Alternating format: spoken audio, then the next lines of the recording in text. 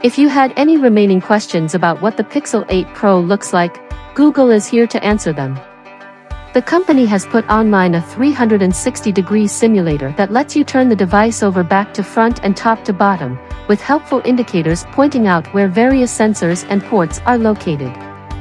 The simulator shows the phone in 3 colors and confirms that the Pixel 8 Pro will be getting a new temperature sensor on the back beside the cameras.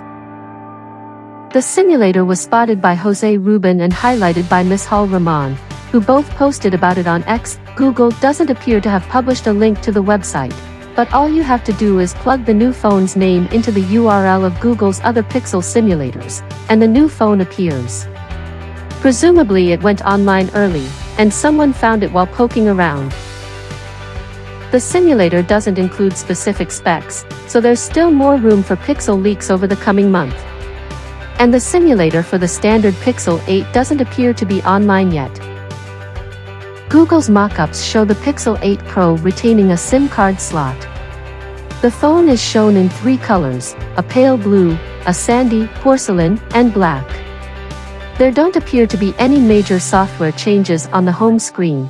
The mockups all show Google's favorite color-matching widgets and the traditional, at-a-glance, widget.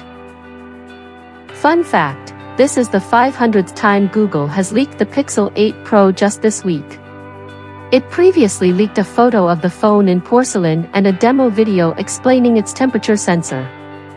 The company announced plans to launch the new phones with an event on October 4th.